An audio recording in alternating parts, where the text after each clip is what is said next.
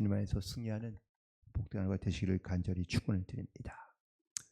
오늘 본문에 있는 말씀은 크게 두 가지로 구분되어 있는데, 여전히 애굽에 대한 하나님의 말씀, 특별히 애굽을 심판하시고자 하는 하나님의 말씀과, 또 마지막 부분에는 유다의 회복에 대한 말씀을 주고 계십니다.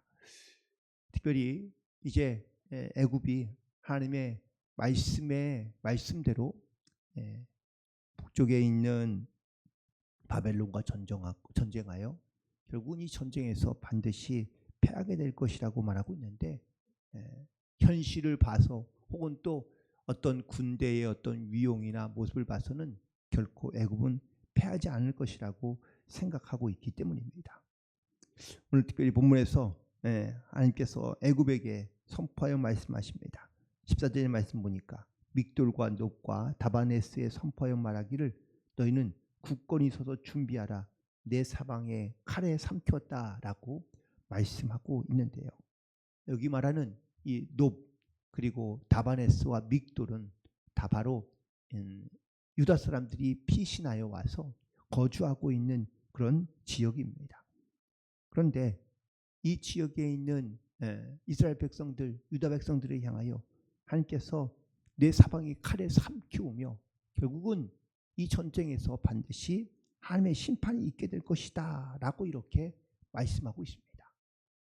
기껏 애굽으로 피신하여 바벨론을 피하여 애굽으로 피신하여 이제 여기에서 살아가고 있는데, 결국은 하나님께서 이 애굽을 치심으로 말미암아 이 애굽 사람들의 의지하며 애굽 사람들을 의지하여 왔던 모든 유대인들도 다 이 하나님의 심판을 피할 길이 없다라는 것을 하나님께서 말씀하고 있습니다.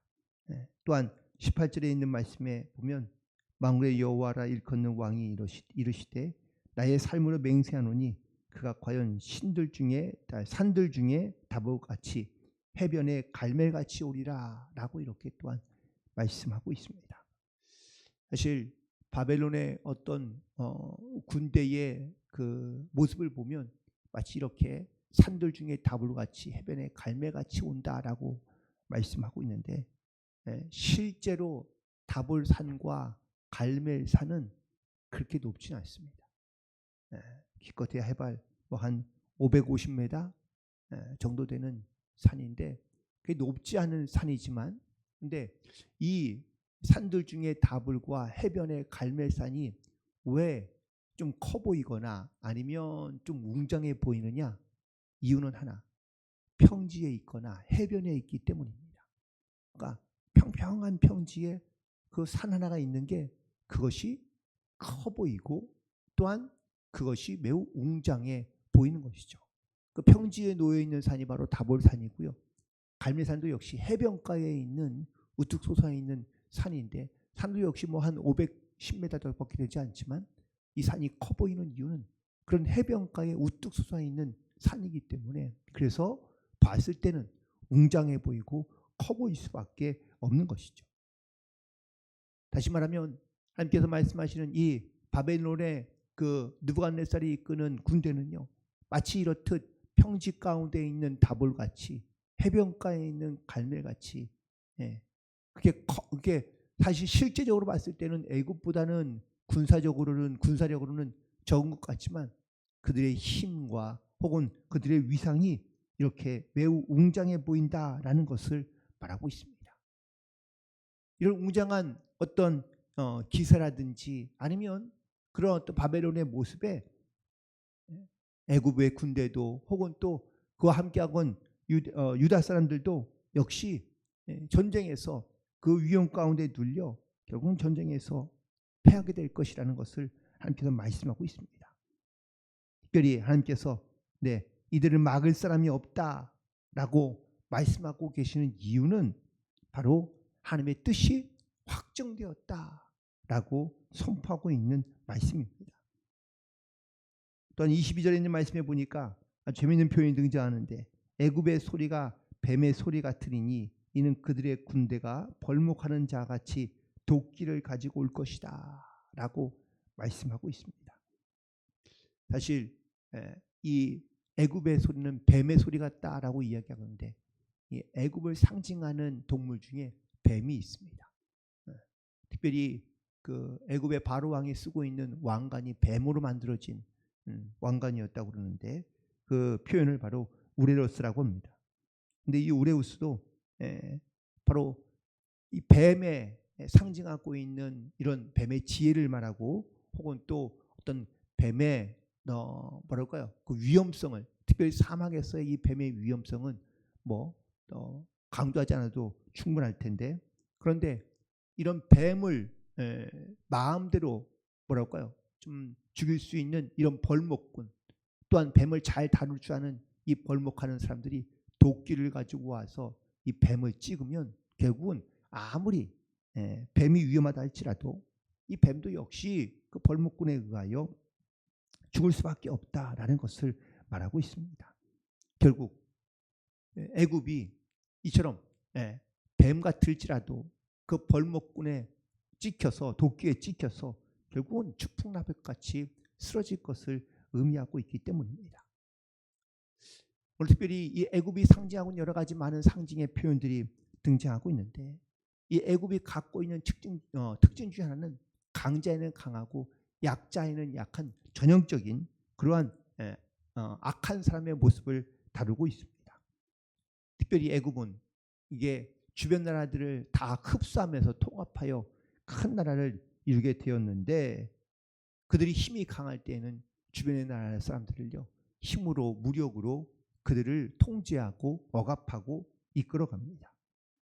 그런데 그들이 힘이 조금 약해지기 시작하면 그러면 철저하게 그들과 어떤 동맹을 맺고 또한 그들에게 어떤 자기들의 어떤 이러한 사람들을 보내요. 그들과 함께 통합하는 일들을 많이 하게 됩니다. 이스라엘도 솔로몬같이 다윗같이 힘이 클 때는요 굳이 이스라엘과 싸우지 않습니다. 오히려 애굽에 있는 여자들을 보내고 딸을 보내어서 그들과 동맹을 맺고 그리고 친화를 맺습니다. 하지만 힘이 약해지면 바로 이 애굽이 그들을 통제하기 시작하고 다스리기 시작하는 것이죠. 아마 근데 이 바벨론과도 역시 아마 그런 제스처를 취했을 텐데 바벨론이 그것을 받아들이지 않는 것이죠.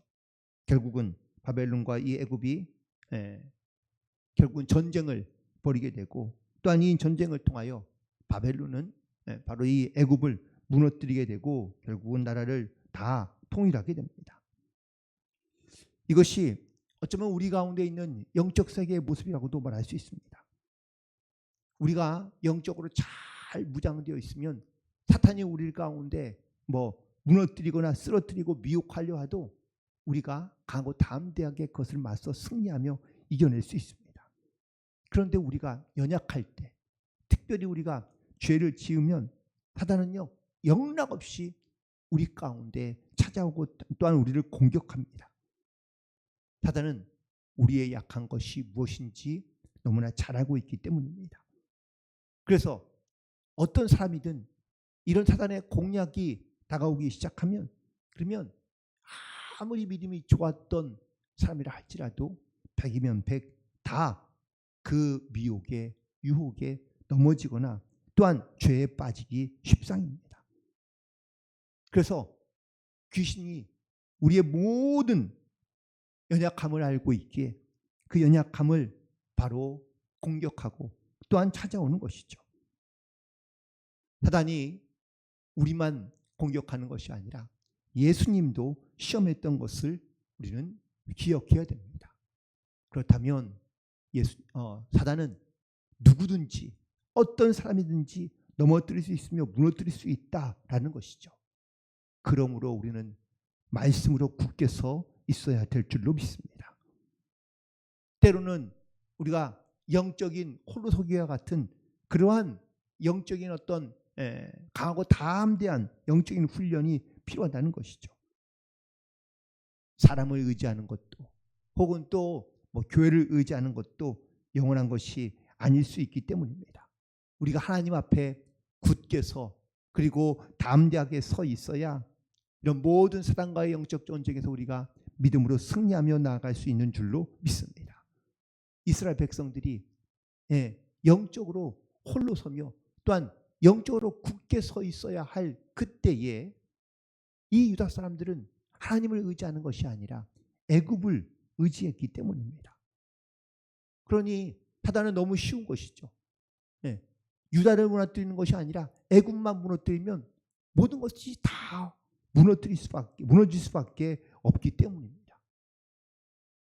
그러므로 우리도 영적으로 무장해야 될 때, 영적으로 서 있어야 될 때가 언제인지를 반드시 깨닫고 우리는 하나님을 의지하며 하나님께 우리가 무장되어 영적으로 무장되어 담대하게 나아갈 수 있는 성도들이 되기를 간절히 소망합니다. 성경에서도 우리가 영적으로 무장해야 될 때를 말하고 있습니다. 그 바로 기도할 때입니다. 기도할 때 우리가 온전히 하나님만 바라봐야 됩니다. 기도할 때 우리가 영적으로 빈틈이 있거나 연약함이 생기기 시작하면 사단은 끊임없이 그 우리의 약점을 파고들 수밖에 없습니다. 그러므로 우리는 긴장감을 늦추지 아니하고 우리는 사자와 같이 우리를 찾아 우리를 무너뜨리려고 하고 있는 이 사단의 세력 가운데 우리 영적으로 잘 무장해요. 하나님의 뜻을 따라 담대히 나아갈 수 있는 그런 모든 성도들이 되기를 주님의 이름으로 간절히 축원을 드립니다. 결국 이 전쟁을 통하여 유대뿐만 아니라 애굽도 역시 멸망하게 될 것이라는 것을 말씀하고 있습니다. 26절에 있는 말씀에 보면 내가 그들의 생명을 노리는 자의 손, 그 종들의 손에 넘기리라. 그럴지라도 이후에는 그 땅이 이전같이 사람 살 곳이 되리라. 여호와의 말씀이니라 라고 이렇게 선포하고 있습니다. 결국 이 애굽도 그 수많았던 영광을 다 뒤로 하고 이제는 완전히 멸망하게 될 것이라는 것을 선포합니다. 하지만 그 후에는 다시 이전과 같이 사람 살 곳이 될 것이다 라고 하나님께서 그 회복을 말씀해 주고 있는데 여기에는 애굽이 다시 살아날 것이다 라는 말씀이기도 하지만 바로 유다 사람들을 향한 하나님의 말씀이기도 한 것이죠.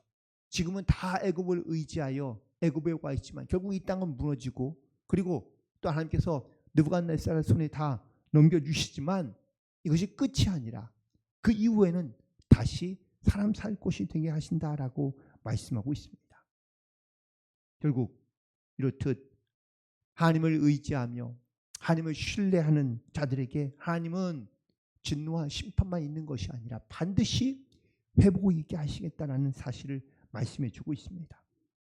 오늘 특별히 본문에 있는 말씀 또 오늘 본문의 주제이기도 한 28절에 있는 말씀에 보면 너는 사라지지 아니하리라 라고 말씀하고 있습니다. 이 약속의 말씀을 믿고 이스라엘 백성들은 하나님을 의지하며 주님을 바라보며 하나님이 뜻하신 바를 행하며 나아가야 한다는 것을 선포하고 증거하고 있는 것이죠. 그런데 놀랍게도 오늘 본문에 있는 말씀의 마지막 절은 이렇게만 끝나고 있지 않습니다. 너는 사라지지 아니하리라. 내가 너를 반드시 회복시키리라. 내가 너를 구원하리라. 그러나 이 말씀으로만 끝나지 않고 그 뒤에 있는 말씀을 우리가 반드시 주목하며 기억해야 됩니다. 그 말씀 뭡니까? 내가 너를 법도대로 징계할 것이요 결코 무죄한 자로 여기지 아니하리라.